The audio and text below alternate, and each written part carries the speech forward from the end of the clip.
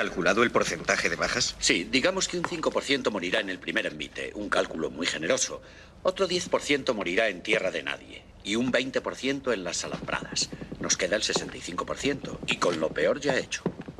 Pongamos que caiga otro 25% en la cumbre de la colina. Aún contaríamos con una fuerza más que suficiente para defenderla.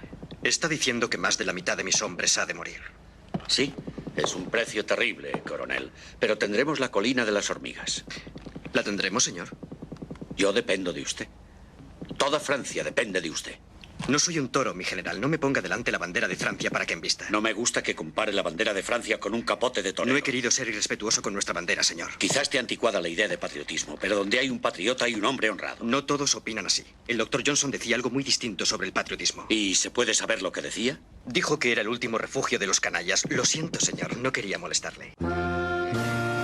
Welcome to Carne Cruda, the album. Join us for danger, excitement, innovation. Europa se desmarca del veto de Washington al petróleo ruso. Para Estados Unidos es un gesto de cara a la galería. Para Europa es quedarse sin sangre en las venas de la economía. Perfecto ejemplo para explicar de qué va esta guerra de Ucrania. Europa es el escudo estadounidense en sus batallas atlantistas para dominar el planeta. El golpe ahora lo ha dado Putin y nada lo justifica, pero sí lo explican las tensiones durante la última década por el control de la zona entre los dos imperios en liza. Para que todo el mundo lo entienda, Putin le ha declarado una guerra a Estados Unidos que están librando los ucranianos y está pagando Europa, como anunciaron asesores, historiadores, escritores, expertos durante décadas. Es la crónica de una guerra anunciada, pero hay que evitar que se convierta en una guerra crónica. Ucrania podría ser Irak, Afganistán, podría ser Siria. Cuanto más dure la destrucción, más dura será la reconstrucción, más incurable la herida. El envío de armas a los civiles no solo puede prolongar la agonía y provocar una sangría, como la que se contaba en Senderos de Gloria, la película con la que empezábamos, también una guerra de guerrillas interminable, incluso una guerra civil, dada la división interna entre los que miran hacia Moscú y los que miran hacia Bruselas dentro del país. La guerra de 8 años en el Donbass puede extenderse a toda Ucrania y entonces los periodistas se irán y todos esos tertulianos amantes de la guerra se olvidarán de los heroicos ucranianos a los que ahora jalean y mañana despreciarán cuando sean una pesada carga en las fronteras. Cuando se entiende que esto va de Putin y Biden jugando al Risk y al Monopoly con las vidas de los ucranianos y las ucranianas en el tablero de Europa, a uno se le quitan las ganas de jugar a la Tercera Guerra Mundial, como hacen la mayoría de periódicos y tertulias de esta España nuestra, esta España bélica. Y le sale a uno más fuerte y más claro el grito de no a la guerra. El no a la guerra, el pacifismo, no consiste en ponerte delante de un tanque para que te haga papilla, como dicen los sobrevenidos estrategas de la tele con argumentos de altura. Consiste en explicar los problemas de la guerra para aplicar las soluciones de la paz, de la negociación y la diplomacia, para la que se han ofrecido desde China hasta el Papa, pero no especialmente Europa. Consiste en explicar por qué el pacifismo es mucho mejor idea que mandar armas. El pacifismo consiste en contar que Putin ha puesto 3 condiciones que no son disparatadas para Europa y Ucrania como punto de partida.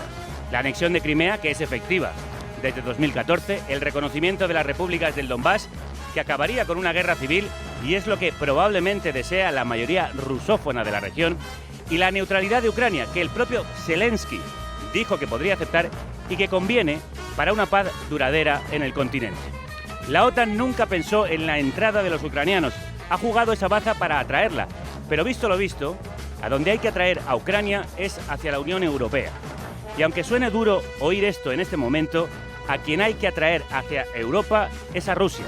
Hay que encontrar un equilibrio con Putin para asegurar la convivencia.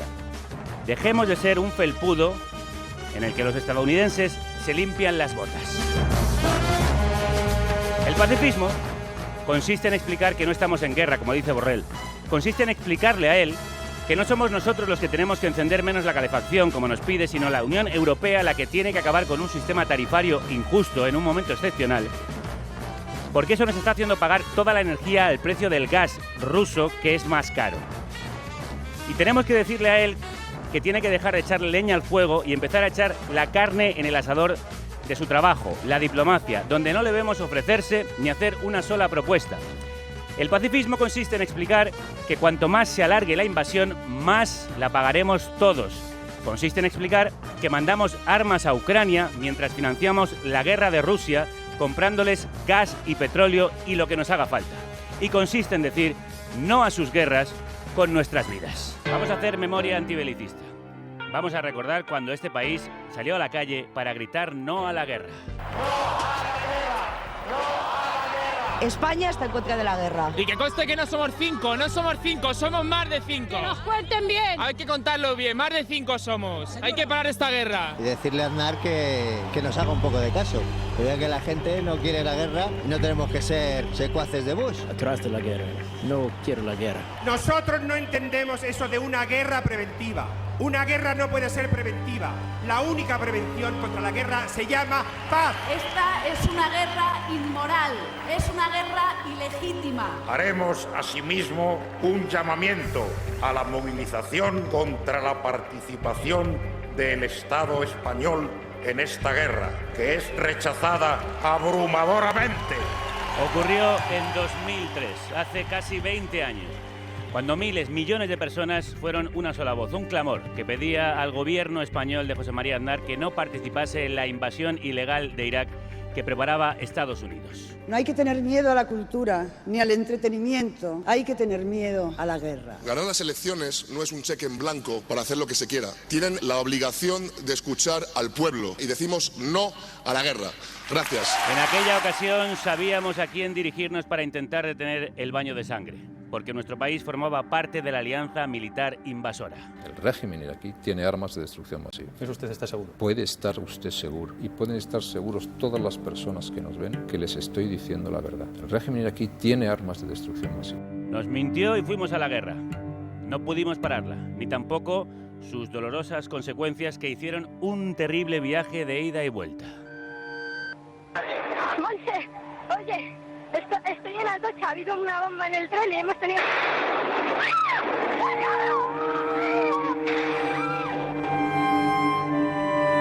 El destino tiene paradojas muy crueles y los mismos trenes que utilizaron miles de madrileños para sumarse a la manifestación contra la invasión de Irak explotaron un año después en el peor atentado terrorista de nuestra historia que acabó con la vida de casi 200 personas. Unos atentados que el gobierno de Aznar no quiso relacionar con su participación en la invasión de Irak. Sus guerras, nuestros muertos. Todo esto ocurrió hace casi 20 años y otra vez, desgraciadamente, suenan los tambores de guerra.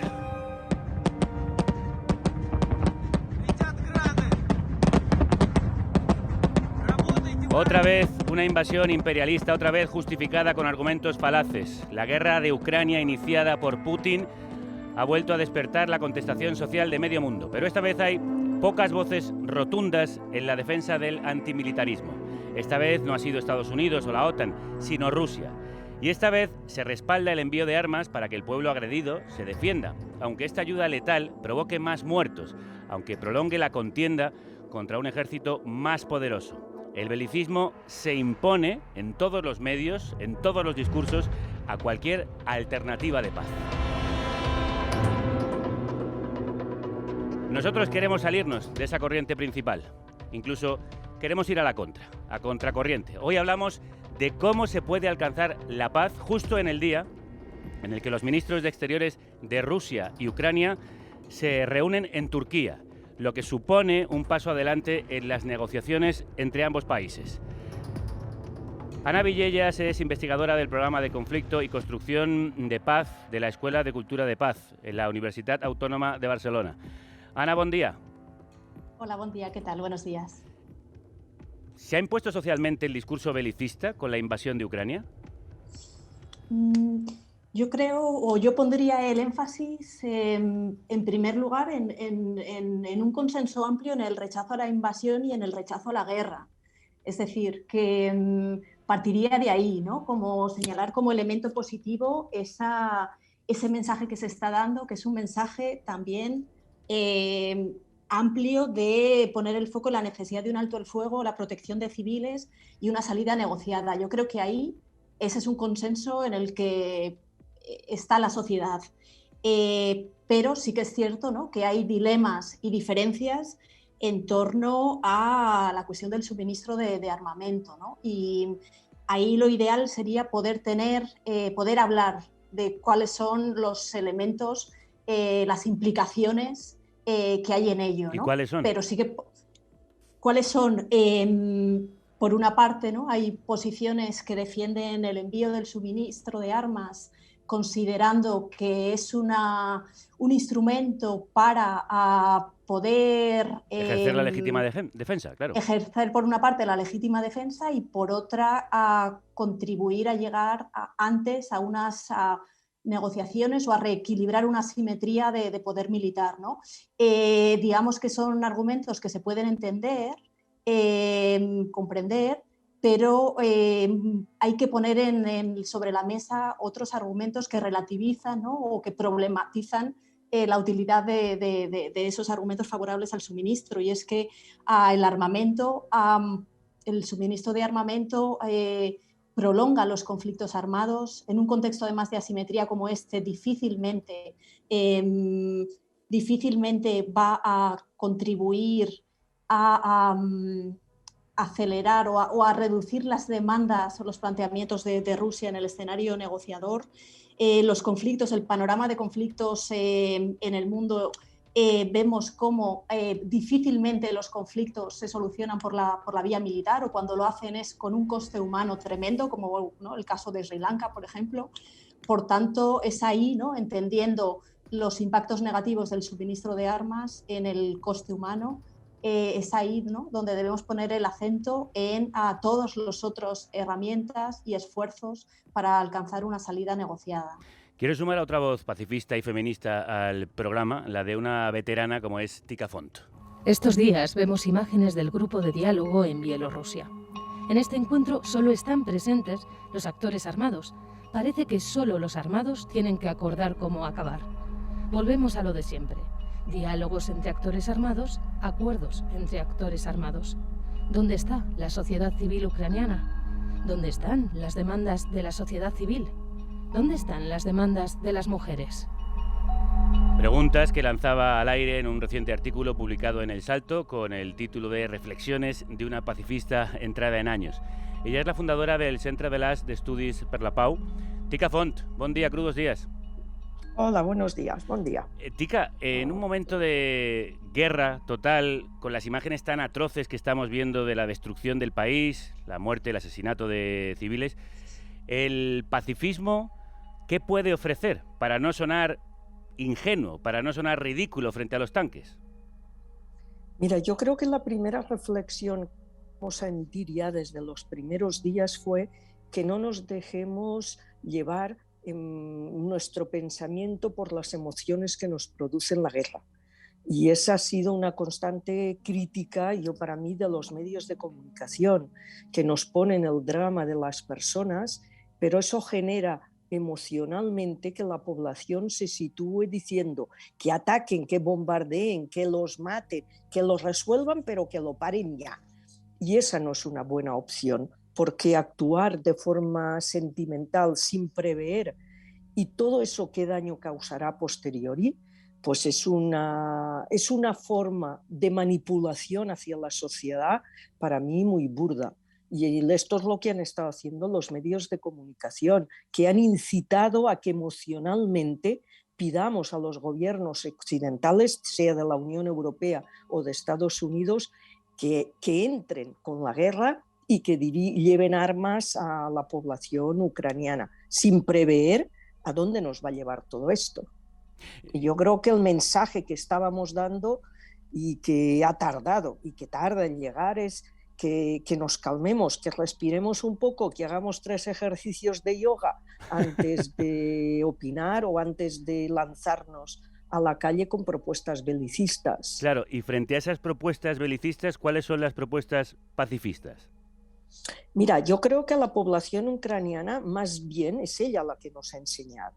Si recordáis, cuando se produjeron el cambio de gobierno, la revuelta que se llamó del Maidán, la plaza Maidán, la población durante meses resistiendo en esa plaza logró hacer caer un gobierno. Por tanto, tienen y se han formado y han elaborado técnicas de acción no violenta de masas. Es cierto, Tika, que lo que ocurrió en el Maidán es que finalmente aquello derivó en una batalla campal porque algunos grupos de ultraderecha tomaron el control de la masa, de la población alzada, y de hecho se retiraron muchos de los ciudadanos más pacifistas, como contamos en el programa de ayer y como han contado periodistas que estuvieron en el terreno. Es verdad, pero de hecho, en ese punto de esta plaza, sin llevar a términos de una guerra, hicieron caer al gobierno. Y gente violenta siempre hay en todas partes. Y de hecho, después de esas revueltas, empezó la guerra en el Donbass. Eso también hay que tenerlo presente. Y eso creo que a veces es bueno reflexionarlo para decir, ¿el gobierno de Ucrania lo ha hecho todo bien en estos años para llegar aquí? ¿Cómo respetó a la ciudadanía rusa de estas zonas? ¿La respetó o intentó también someterlos mediante la violencia? O yo creo que después, por ejemplo, hemos visto imágenes en estos días de una población que sí que está acostumbrada a salir a la calle y a plantar cara, cómo han llenado algunas carreteras por donde iban a pasar los tanques rusos. O, por ejemplo, en algunos espacios la población ha llegado hasta donde estaban los soldados rusos y miles de ciudadanos han ido a hablar con ellos. Y eso que estamos en medio de una guerra. Y no se han matado en esas calles. Yo creo que tenemos estos instrumentos y luego yo creo que la Unión Europea no se podía quedar simplemente en estar mirando en las fronteras cómo se atacan o ayudando al ejército ucraniano, como diríamos, utilizando sus medios de inteligencia sin entrar, pero no han puesto sobre la mesa cómo sentar a negociar a las potencias, como ella también, la Unión Europea, también podrá tener que decirle cosas a Putin que no son simplemente parar la guerra.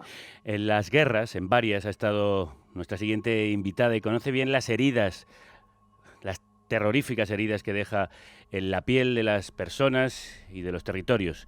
Estuvo como corresponsal en Irak o Afganistán y por eso la hemos llamado, porque es una alistada, precisamente por ello, en las filas de la paz. Es preciso comprender lo básico en la resolución de conflictos, que en la guerra como en el amor para acabar es necesario verse de cerca, que la guerra es la salida cobarde a los problemas de la paz, como escribió Thomas Mann, que cada guerra es una destrucción del espíritu humano, que como señala Martin Luther King, una nación que gasta más dinero en armamento militar que en programas sociales se acerca a la muerte espiritual. Esto es solo un párrafo de un inapelable texto que os recomendamos leer, escrito por Olga Rodríguez, para el diario.es, bajo el título Jalear la guerra. Olga, crudos días. Crudos días, Javier, ¿cómo estáis? Escribes que jalear la guerra sin mencionar los riesgos que la misma produce sería ocultar parte de la realidad. ¿Qué se está ocultando? ¿Qué deberíamos contar? Bueno, las guerras siempre son terribles, lo han dicho mis otras dos compañeras antes. Yo me pregunto muchas cosas estos días, ¿no?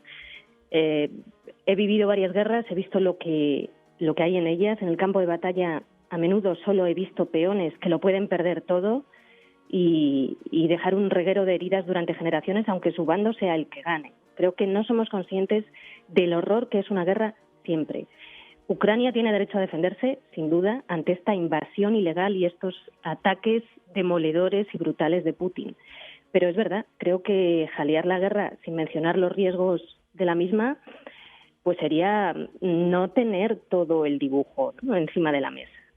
El plan de armar a grupos en contra del invasor, bueno, pues hay que estudiarse en profundidad. Según los expertos, solo armamento pesado y la intervención directa de otras potencias podría mover la balanza en estos momentos. Vamos a depositar la defensa de sus intereses, de los intereses incluso de terceros, en las espaldas de hombres ucranianos de más de 18 años que están obligados a ir al frente y de los grupos combatientes locales armados con dinero estadounidense para luchar contra Rusia. ¿En qué puede desembocar eso? Bueno, actualmente Ucrania se ha convertido en un escenario de un pulso entre Washington y Moscú. Se están disputando poder, órbita de influencia regional, clientela en el mercado del gas, etcétera, etcétera. Y sí que pienso que la perpetuación de la guerra es un riesgo gigantesco, ¿no? Cuanto más dura una guerra, más muertes, más divisiones, más dolor, más heridas difíciles de cerrar que duran generaciones, y lo hemos visto una y otra vez en las últimas décadas. Cada día que pasa supone más muertos. Por lo tanto, para mí el objetivo que debemos buscar son vías diplomáticas a través de las cuales se pueda evitar que la guerra perdura y se convierta en una guerra de desgaste, como ha ocurrido en los últimos años en tantos otros conflictos bélicos. Jalear la guerra es también armar a la población ucraniana, que por supuesto tiene derecho a defenderse ante la invasión de un ejército extranjero. Pero hay que preguntarse primero si la población civil sabrá utilizar ese armamento. Las heridas que eso puede dejar en el país, como guerra de guerrilla o guerra civil, antes lo hemos dicho. Y finalmente, ¿quién gana con esta escalada? A esa pregunta ha intentado contestar Ray Sánchez. Crudos días. Crudos días, Javier. Pues no somos demagogos si decimos que quienes ganan, y lo hacen contando billetes, son las grandes empresas armamentísticas. La guerra es la mejor campaña de marketing para las empresas de armas, y además hemos visto cómo ha aumentado la cotización desde el día anterior a la invasión de Ucrania por parte de Rusia, y han aumentado la cotización con cifras cercanas al 20% las principales empresas de Estados Unidos, incluso con cifras mucho más elevadas algunas empresas europeas. Escuchamos a Jordi Calvo, economista e investigador del Centre de l'As, que en un artículo publicado en la revista 5W, titulado El laberinto de las armas, cuestiona de forma analítica la decisión de la mayoría de países europeos de armar a Ucrania y de hacerlo, irónicamente, a cargo del llamado Fondo para la Paz. No solo es irónico enviar armas con un Fondo para la Paz, sino que es tremendamente incoherente, porque la cultura de paz, por definición, no se construye con violencia. La guerra de Ucrania, advierte Jordi Calvo, ha llegado justo en el momento de clara militarización de la Unión Europea. Ahí están los inéditos y cuantiosos 19.500 millones del presupuesto europeo para gastos militares, dirigidos principalmente a la industria militar, pero que también pueden ser el detonante definitivo para la creación de un ejército comunitario. Los pasos de tortuga que se han dado en la construcción de una nueva política de seguridad para la Unión Europea, en la que intenta convertir a la Unión en un actor militar, se van a convertir en pasos de gigante, de tal manera que vamos a llegar a lo que probablemente estaba previsto que ocurriera dentro de 10, 15 o 20 años. Volviendo a la guerra de Ucrania, Jordi Calvo asegura que hay muchas alternativas a la militarización y la solución diplomática pasa porque los contendientes asuman que deben ceder. También Europa y Estados Unidos. De lo contrario, se corre el peligro de que Ucrania se convierta en una nueva Siria. Todavía estamos en una fase en que estamos a tiempo de no pasar al punto en que sea imposible dar marcha atrás y ocurra como en Siria, en el que solo hay una salida, que gane una de las dos partes. Una nueva Siria en la frontera de la Unión Europea. Lo hemos dicho al inicio, nos enfrentamos a ese escenario que solo beneficia al poder económico y militar, como acaba de contarnos Jordi Calvo. Gracias, Ray. A vosotras. Olga, tú relatabas las veces que desde Estados Unidos se ha anunciado esta guerra si la OTAN seguía moviéndose hacia el este, lo que nos demuestra que siempre prima el interés imperialista sobre las vidas que después dicen defender en nombre de la libertad y la democracia. Sí, a ver, y en ese artículo solo nombro algunos. Es cierto que es un debate que lleva encima de la mesa mucho tiempo. Yo ayer cuando lo escribía me preguntaba, ¿por qué ellos alertan y otros no? Quizás por su edad, ¿no? Es gente que vivió la Guerra Fría. Estamos hablando en muchos casos de halcones, ¿no? Desde el propio Kissinger hasta George Beebe y otros. O Kennan. Es gente que vivió la Guerra Fría y también la Segunda Guerra Mundial como niños, ¿no? O como adolescentes, y que son conscientes de la brutalidad que puede suponer en algún momento tener enfrente a un adversario en el campo militar que te puede parar los pies, ¿no? Y lo que puede suponer eso. Entonces, claro, pues desde hace tiempo, tanto ellos como analistas de todo tipo y de todo espectro advertían de los peligros de insistir en la expansión de la OTAN hacia el este, ¿no? De ir instalando armas en países limítrofes con Rusia y de querer absorberlos dentro bajo el paraguas de la OTAN. Por ejemplo, el que fue responsable de la CIA sobre Rusia, que además fue asesor de Dick Cheney, George Bibby, escribía hace 6 días lo siguiente, decía que Estados Unidos había elegido la guerra en Ucrania en vez de resolver el conflicto diplomáticamente, ¿no? Y decía, la elección que enfrentamos en Ucrania era si Rusia ejercía veto a la entrada de Ucrania en la OTAN en la mesa de negociación o en el campo de batalla. Y elegimos asegurarnos de que el veto fuera ejercido en el campo de batalla. ¿Justifica esto la invasión ilegal y los ataques de Rusia? En absoluto, no lo justifica en absoluto. Pero bueno, también hay que saber de dónde viene esto, ¿no? Porque muchas veces no hacemos seguimiento diario desde los propios medios de comunicación del panorama internacional y cuando ocurren determinadas cosas no sabemos de dónde vienen y hay que situarnos y explicar todos los datos que hay alrededor de algo tan terrorífico como es. De hecho, lo hemos dicho en este programa, la guerra del Donbass ha sido una guerra olvidada que ahora de repente nos ha estallado en la cara. Ana, tú trabajas para la construcción de la paz. Frente a alguien tan salvaje, tan claramente inhumano como es Putin dentro de su país y fuera, ¿cómo se construye la paz? Y en un contexto además como el que estamos, tan terrorífico, como decía Olga. La paz tiene muchas dimensiones, ¿no? Y tiene obviamente pues una dimensión más inmediata, como es como la situación, ¿no?, en la que estamos ahora de invasión y guerra con un coste humano tan elevado, ¿no?, con una crisis humanitaria en términos de desplazamiento de población, de obstáculo a la asistencia humanitaria dentro de Ucrania, con un componente de género también tan evidente. Ante ello hay un elemento inmediato, ¿no?, que requiere intentar por todas las vías posibles alcanzar un escenario diplomático que permita llevar, ¿no?, acuerdos mutuamente aceptables, que normalmente pues, son complejos, son difíciles e implican cesiones amargas, ¿no? Pero al mismo tiempo la paz no puede ser solo, ¿no?, el espacio del alto nivel de negociación donde se silencian las armas y donde normalmente el silencio de las armas no va acompañado de transformaciones más profundas, y es ahí donde, junto a acompañar, ¿no?, y reclamar y acompañar las vías diplomáticas, también debe haber, ¿no?, un esfuerzo inmediato y a corto, medio, largo plazo para acompañar lo que es la paz entendida en un sentido más de paz positiva, ¿no?, de transformaciones de las estructuras, las prácticas, los imaginarios que hacen posible que estalle la violencia, que la perpetúan, ¿no? Y entonces es ahí donde pues se necesita acompañar no solo lo inmediato, asistencia humanitaria, a necesidad de alto el fuego y negociaciones diplomáticas, sino el apoyo a todos los actores de la sociedad civil que están implicados, ¿no?, en múltiples esfuerzos ahora, y que será necesario a medio y largo plazo acompañar transformaciones más profundas. En los últimos días hemos oído incluso a militares afirmar que la decisión de enviar armas a la población solo puede alimentar o prolongar el conflicto con Rusia, con las consecuencias devastadoras para la vida que eso puede tener. Un conflicto que a todas nos gustaría que terminase inmediatamente, eso es evidente, a ser posible, para evitar más muertes en este preciso instante. Interrumpimos la emisión porque tenemos una última hora. La guerra en Ucrania ha terminado. Las negociaciones entre el Kremlin y el gobierno de Kiev han desembocado en un acuerdo de paz que firmarán el presidente de Rusia, Vladimir Putin, y su homólogo ucraniano, Volodymyr Zelensky. El acuerdo establece un alto al fuego inmediato y la retirada de las tropas rusas del territorio ucraniano. Ojalá escuchemos pronto esta noticia, aunque quizá ni siquiera una hipotética paz en Ucrania sea suficiente para desterrar el fantasma de la guerra en Europa.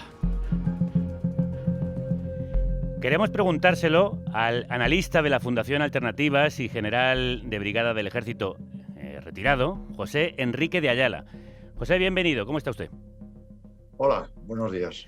¿Un acuerdo de paz entre Rusia y Ucrania devolvería al mundo a la situación previa a la guerra o la invasión ha cambiado para siempre el escenario geopolítico internacional? Yo creo que el escenario ha cambiado. Hubo un cambio radical cuando se disolvió la Unión Soviética y el Pacto de Varsovia, y en ese momento pues Rusia quedó en una situación muy delicada, tanto en el sentido económico como en el político. La OTAN era, diríamos, la única fuerza en Europa, era aquello del fin de la historia, y y entonces se produjo una expansión de la OTAN sin tener en cuenta para nada a Rusia. Y bueno, pues ahora parece que Rusia, además de resolver o tratar de resolver a su favor la cuestión de Ucrania, el conflicto de Ucrania, pues también tiene la idea de demostrar su fuerza y que a partir de ahora hay que contar con ella en cualquier solución que se busque para la seguridad de Europa y con su potencia. Y por tanto ahí habrá que ir a un nuevo equilibrio en Europa, una nueva arquitectura de seguridad que tenga en cuenta la existencia de Rusia y que trate de llegar con ella a acuerdos que puedan facilitar la paz y la estabilidad en el continente en las próximas décadas. ¿Y ese acomodo significa la desaparición de la OTAN? No, en absoluto. No, la OTAN no va a desaparecer. En realidad, ahora mismo lo que está habiendo, diríamos, es una pugna, aunque no directamente militar, entre la OTAN y Rusia. La Unión Europea queda un poco postergada en este sentido porque Putin no la reconoce como un interlocutor válido o interesante, pero en el futuro hay que tener la esperanza de que efectivamente esto sirva para que la Unión Europea se ponga las pilas y avance en el camino tan inventado de la autonomía estratégica para tener su propio poder y su propia personalidad en cualquier tipo de negociación que se realice en el futuro sobre la arquitectura de seguridad en Europa, en lugar de dejarlo en manos de Estados Unidos. ¿Y cómo tendría que ser ahora mismo la negociación? Porque esa cuestión precisamente está en el tablero.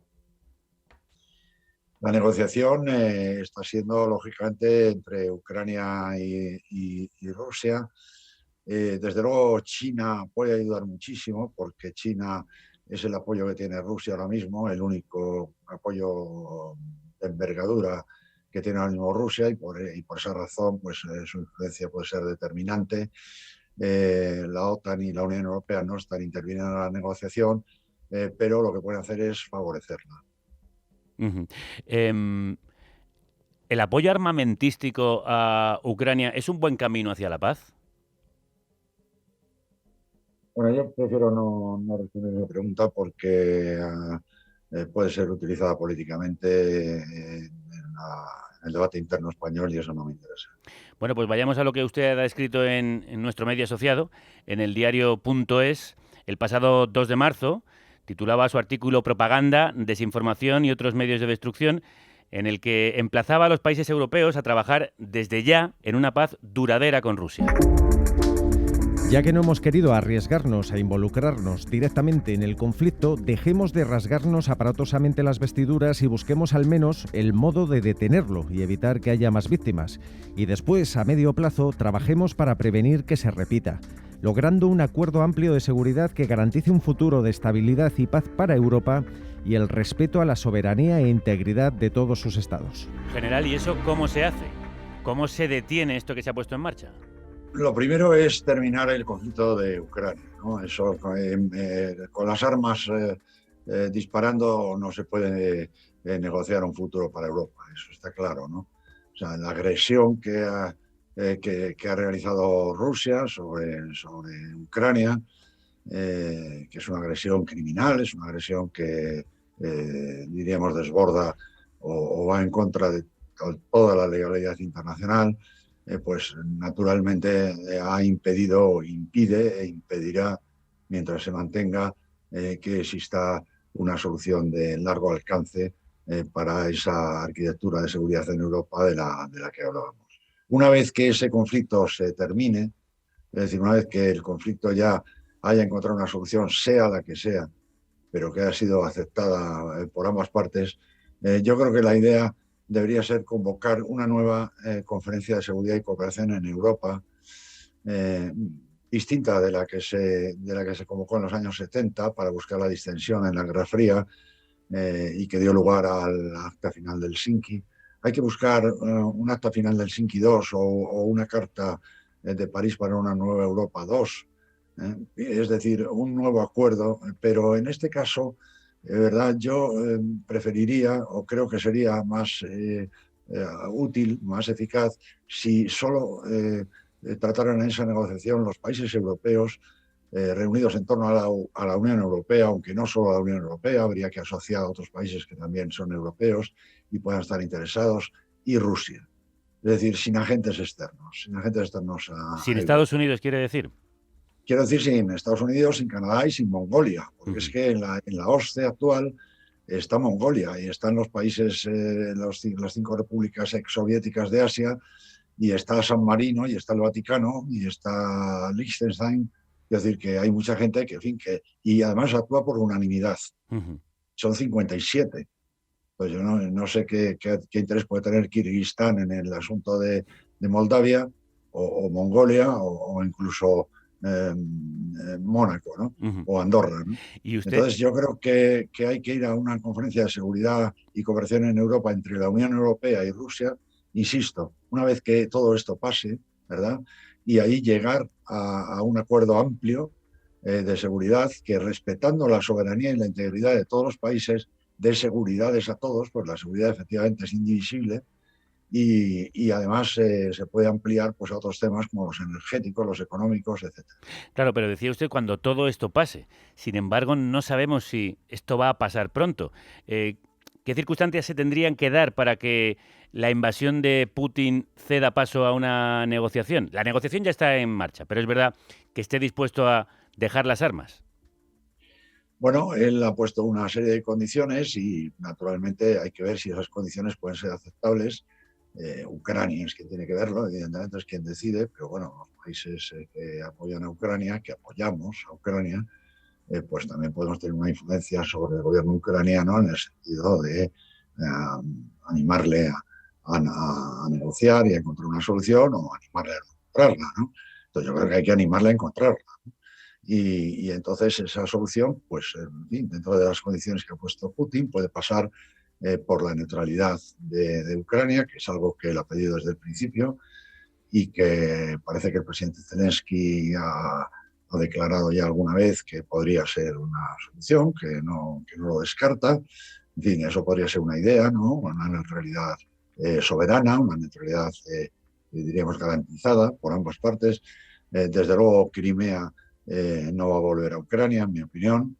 Creo que eso es irreversible. ¿Y el Donbass? Y luego, pues del Donbass es de lo que habría que discutir, porque claro, una solución que no respeta la integridad territorial de Ucrania, excluyendo, como digo, y Crimea, porque eso es un caso especial, pues sería una mala solución, ¿no? Y entonces tampoco sabemos si el gobierno ruso quiere quedarse quiere mantener la independencia de las repúblicas de Donetsk y Luhansk tal como están ahora, o quiere todas las provincias de Donetsk y Luhansk, que son 3 veces más, porque las repúblicas actuales no ocupan todas las provincias correspondientes, ¿no?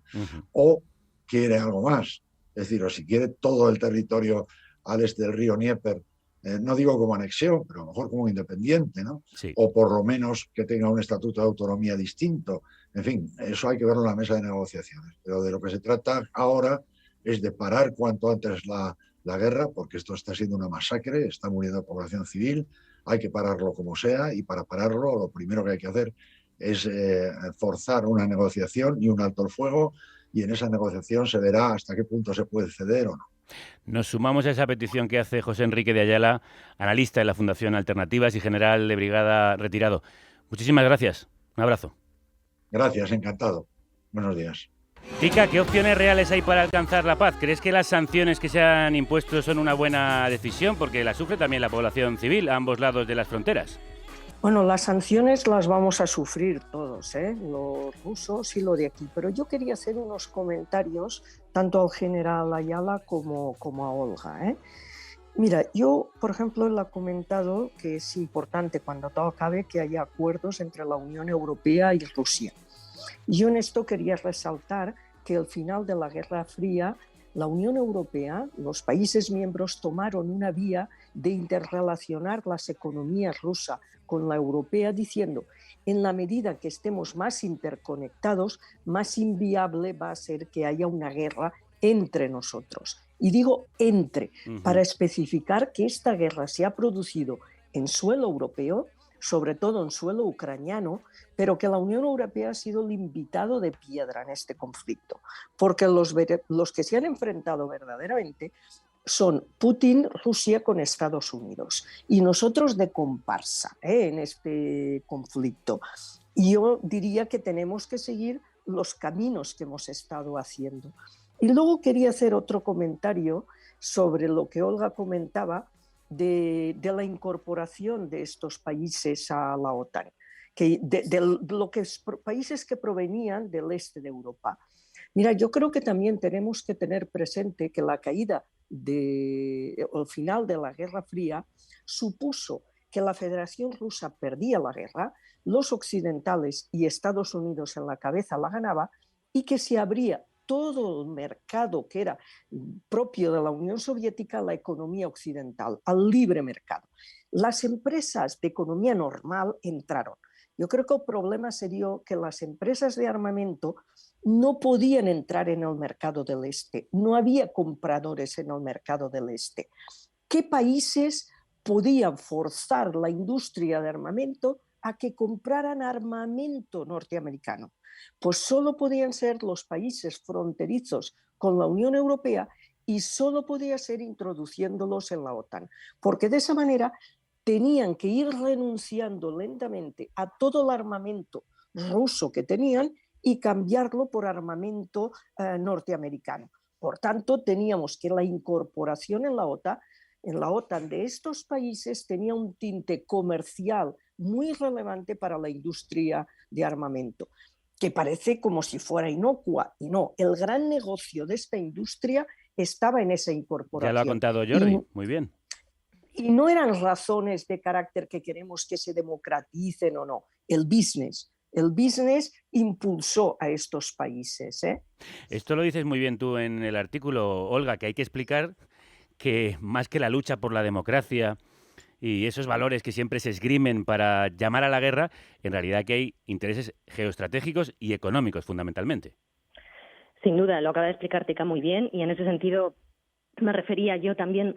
Mira, me ha gustado mucho cuando habéis puesto en esas voces, imaginado el momento en el que se alcanza un acuerdo de paz. Creo que es muy importante eso. Recordaba incluso una serie que he visto hace poco, The Man in the High Castle, que es una distopía, y en la que hay un mercadeo de cintas con películas que narran otro mundo posible dentro de ese mundo distópico y dictatorial, ¿no? Y algo que puede parecer baladí no lo es, y es considerado como un gran valor porque es la forma de poder empezar a imaginar otro mundo posible. Entonces, ¿cómo se empieza el camino hacia la paz? Primero imaginándolo, ¿no? Estábamos hablando ahora de, en un mundo idílico, a lo mejor las guerras o la venta de armas solo se podría hacer para alcanzar la paz, pero no estamos en un mundo idílico. Yo me estaba acordando ahora, cuando estaba escuchando a este militar, de la guerra de Irán e Irak. Una guerra en la que Estados Unidos, por ejemplo, armó a Irak, al régimen de Saddam Hussein durante bastantes años, pero en un momento dado en el que Saddam Hussein empezó a emerger y a ganar la guerra claramente, también Estados Unidos introdujo armamento en Irán, que por cierto con la venta de ese armamento financió a los señores de la guerra afganos y a la contra nicaragüense, y de esa manera se pudo equilibrar de nuevo, y esos dos gigantes regionales siguieron desgastándose durante unos cuantos años más, con el precio final de 1 millón de muertos encima de la mesa. Creo que podemos intentar, y es nuestro deber intentar imaginar otras vías que sean diferentes a esta, ¿no? Se estaba hablando ahora de la OTAN en esta nueva realidad de un mundo multipolar, y no ha sido usada la Alianza Atlántica como un instrumento de presión contra Rusia, ¿no? Y en este sentido se está usando a Ucrania como escenario de enfrentamiento, pero sin comprometerse con ella en su defensa directa. Yo creo que debemos preguntarnos, ¿a los terceros implicados aquí realmente solo les mueve el deseo de democracia y libertad en Ucrania? Si es así, ¿por qué en otros lugares del mundo no desean esa libertad y esa democracia y apoyan incluso a quienes las impiden? Y yo creo que contestar a estas preguntas nos lleva a pensar que quizá no solo hay altruismo a la hora de gestionar esta cuestión de Ucrania, y eso a mí me preocupa y creo que debe preocuparnos, porque si Ucrania es usada para otros intereses, quizás a lo peor no esté en primera línea de las prioridades lo que más beneficie a Ucrania, sino a otras cuestiones. Soluciones, Bueno, pues vayamos a imaginar. Hay muchas, se han mencionado muchas aquí. Fortalecer el derecho internacional, los mecanismos jurídicos internacionales, los embargos a los oligarcas, el bloqueo de las finanzas a quienes incumplen, y acordarnos de cómo han terminado otras guerras que también fueron jaleadas, ¿no?, en su momento. ¿Qué provocó la guerra en Kosovo, en Libia, en Siria, en Irak? ¿Quiénes las jalearon? ¿Con qué intereses? ¿Sabemos quién se benefició? ¿Quién las sufre ahora? Y posiblemente siga haciéndolo durante generaciones. ¿Nos acordaremos de cómo se gestionó Ucrania? ¿Por qué empezó? ¿Quiénes jalearon? ¿Y qué se hizo para intentar evitarla y para intentar evitar que perdurara en el tiempo? Yo creo que son cuestiones que nos debemos hacer. Es muy importante hacer esas cuestiones y contestarlas desde el periodismo, desde la historia, porque una sociedad destruida es una sociedad comprometida. Estaba hablando, Olga, de imaginar, algo a lo que ha hecho mención Ana. Ana, ¿cómo imaginamos la paz? ¿Cómo se hace eso? Sobre todo poniendo en el centro a las necesidades de las poblaciones que las sufren. Obviamente, a la vez tenemos que lidiar con una realidad marcada pues, por intereses ¿no?, de los actores de poder, ¿no? Es por eso que desde el movimiento pacifista a veces se nos llama ingenuos, no, al revés. Es una combinación de realismo, de entender cómo funciona el mundo con todas las relaciones y sistemas de explotación y de perpetuación de la violencia, y al mismo tiempo es desde un lugar que pone el foco en las vidas de las personas, en una voluntad de contribuir a preservar la vida. Es ahí, en este caso en Ucrania, que la paz la imaginamos, por una parte, en un espacio negociador, con todas las limitaciones que eso conlleva, pero al mismo tiempo tratando de que sea lo más inclusivo y encaminado a acuerdos sostenibles y con resultados que puedan incluir, ¿no?, alto el fuego, fin de la violencia, compromisos mutuos de no agresión, y que tendrán que tener elementos necesariamente que tienen que ver con las causas de fondo. Es ahí donde el elemento del Estatuto de Neutralidad es un elemento que no debe ser entendido como, o no debiera ser entendido como capitulación, sino como un elemento de aproximación que tiene que ver por una parte con, o que debe tener que ver por una parte con la soberanía estatal de Ucrania, pero también incorpora, ¿no?, una mirada a lo que han sido las causas o el contexto que nos ha traído hasta aquí. Unas negociaciones pues, que seguramente tendrán otros componentes, como ya lo comentaba el general José Enrique de Ayala, del Donbass, Crimea. Habrá que llegar a acuerdos que serán difíciles de asumir seguramente por Ucrania, pero que cuando ponemos el foco en la necesidad de preservar la vida y de poner fin lo antes posible a las hostilidades, se pueden entender como posiciones asumibles, aunque difíciles. Por otra parte, la necesidad, como se ha dicho, ¿no?, de imaginar, visualizar, poner en marcha un nuevo espacio de diálogo para una nueva arquitectura de seguridad en el continente. Comparto que esa transformación, esos diálogos, seguramente requieren ser activados con posterioridad, pero con el fin de visibilizarlos como posibles y contribuir a facilitar, ¿no?, una postura de Rusia más flexible, más abierta a las negociaciones. Considero que debería ser un elemento que ya se explicite por parte de los actores euroatlánticos, una disposición, ¿no?, a abrir esos dilemas. Ana, has hecho un resumen perfecto de todo lo que se ha hablado en esta hora, así que creo que como conclusión vamos a cerrar con ella, porque además me la dejas votando para lo que vamos a hablar en los últimos minutos, esa negociación que hoy empieza en Turquía. Ana Villellas, Tika Font, Olga Rodríguez, de verdad a las tres, muchísimas gracias. Un placer. Muchas gracias. Un beso. Un abrazo. Muchas gracias, un abrazo. Desde los años 80, el 75% de los conflictos armados han terminado con acuerdo negociado. Son mucho más los conflictos que terminan mediante acuerdo negociado que los que terminan por victoria militar de una de las partes. Un 75% de posibilidades, no está nada mal. Violeta Muñoz, crudos días. Crudo Días, he hablado con Mabel González Bustelo, consultora de mediación con experiencia directa en procesos de paz, y para hacernos una idea, en 2020 había unas 40 mesas de negociación de paz activas en el mundo. Hay dos cosas que no deberían faltar. Uno, por supuesto, la voluntad de las partes. No suele funcionar el que se les obligue a reunirse, pero sí que es muy útil, como lo hemos visto también en estos días, el papel de terceros que puedan ejercer un papel como mediadores o, si no mediadores, como facilitadores del diálogo. ¿Y por dónde se empieza? Se empieza mucho antes, porque a estas mesas se va con mucho trabajo y contactos previos a muy distintos niveles, y hay todo un camino de decisiones anteriores. Mabel nos cuenta que se puede llegar a la mesa con puntos muy importantes ya acordados y que el encuentro solo sirva para firmarlo. Pero también se puede llegar solo con acuerdos sobre cosas que parecen triviales. Casos de la Guerra Fría, casos posteriores a la Guerra Fría, en donde los negociadores se han pasado meses determinando cuál va a ser la forma de la mesa. Si la mesa es muy estrecha, alargada y estrecha, las personas que se sientan frente a frente van a estar muy cerca unas de otras, las caras van a estar muy cerca. En ese sentido puede ser mejor al principio hacer una mesa más ancha para que tengan un poquito más de distancia y no se sientan tan amenazados por la cercanía física del oponente. Vaya, se discute si la mesa es cuadrada, si es redonda, triangular, y ya sabemos que en Rusia el tema de las mesas va en serio. Sí. Y luego hay una norma constante que es buscar la simetría, que las partes sientan que se les trata igual en todo momento, desde dónde se sientan en ese salón hasta los alojamientos de los equipos negociadores. Sobre los temas depende mucho del caso, pero lo normal es que se empiece por lo más fácil.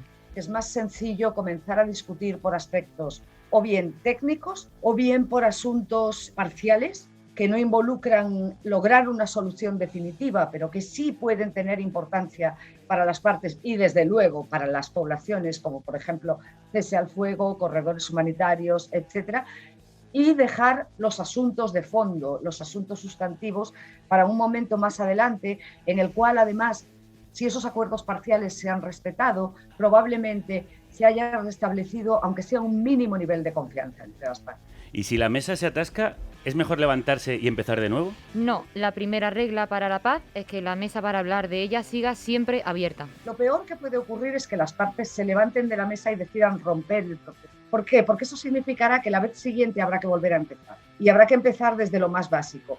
Entonces, mientras tanto que la mesa se mantenga, aunque esté parada, entendemos que hay una cierta comunicación entre las partes, aunque sea a través de terceros. Entendemos que hay unas reglas básicas que ya se han acordado. Entendemos que hay una posibilidad de volver, sin volver a plantear todo el proceso desde el principio o volver a inventárselo desde el principio. Y por eso es tan importante mantener el proceso vivo, aunque esté estancado. Hasta ahora las partes se han reunido 3 veces. Y hoy se celebra el 4º encuentro, como hemos dicho, en Turquía. Sí, y según Mabel, esta reunión mejora mucho las condiciones de las anteriores. Primero, Bielorrusia, por diferentes razones, creo que no es el lugar ideal para tener conversaciones, porque puede estar demasiado alineado con una de las partes. Pero había una urgencia y se dieron esas reuniones y eso es muy positivo.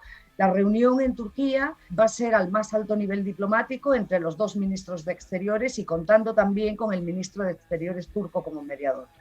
¿Y ella cree que se abordarán las peticiones de Moscú, es decir, el reconocimiento de independencia de Crimea y la zona del Donbass, y que Ucrania se mantenga como país neutral, que no entre en la OTAN? Mabel cree que es pronto para hablar de eso. El ministro de Exteriores ucraniano ha dicho que no están preparados todavía para poner todos los asuntos sustantivos sobre la mesa.